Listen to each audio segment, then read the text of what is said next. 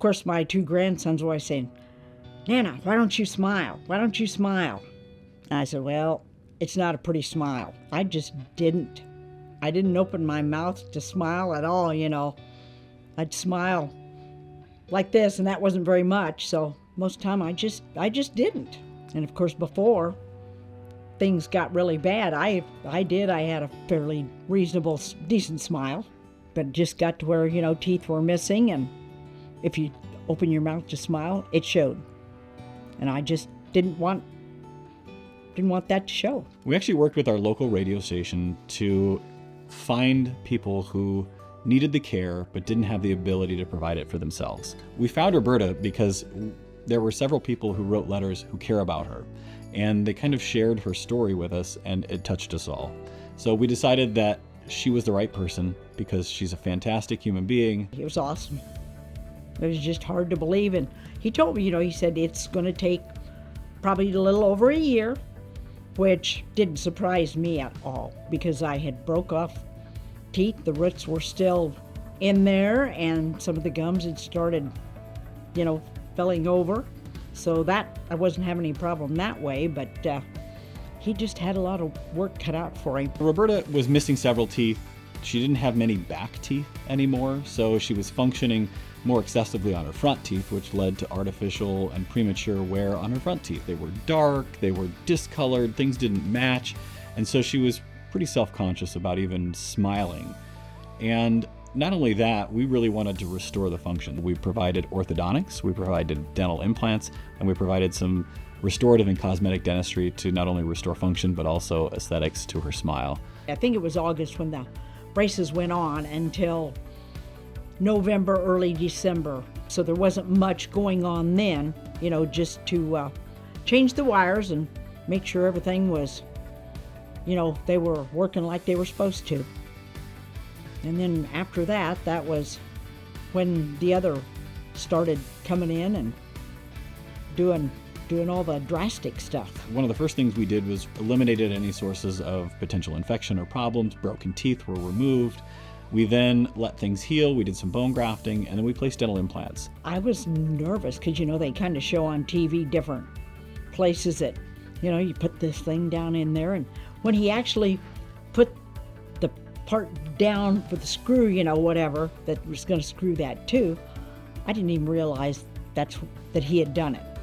I mean, I was numb enough, you know, I didn't feel a thing. And then once that part was done and the implants were fully healed, we then went and restored all of the missing teeth, and we replaced any old restorations with new aesthetic and permanent, long-lasting, really nice-looking permanent teeth. He said some of them weren't the permanent one.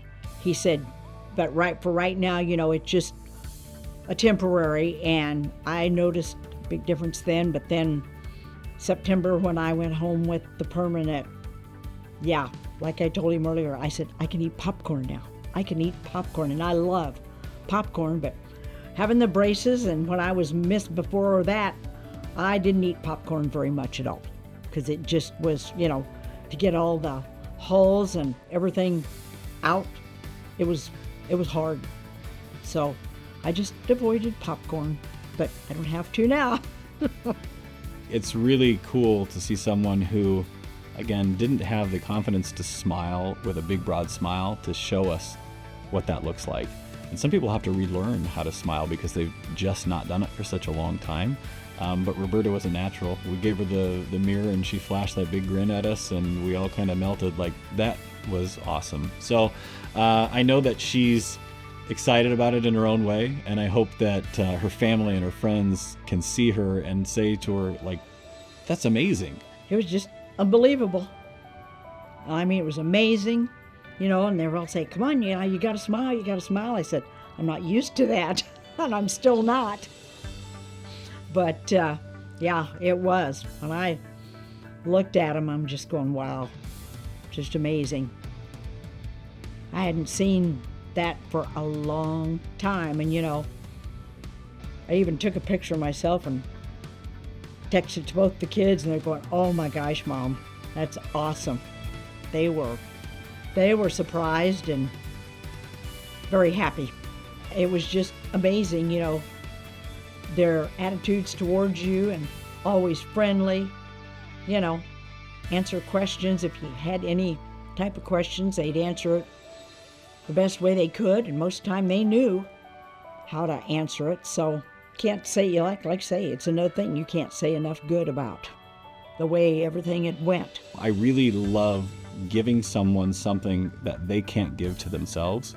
And not only that, we want to support the Norfolk community, the area of Northeast Nebraska. And in order for us to do that in our own unique way, we're also just creating consciousness with people in the area that, hey, this is possible in Norfolk, in Northeast Nebraska. You don't have to travel hours and hours on end to receive this sort of care. Come in, stop in, discuss with us, and we'll give you the options available.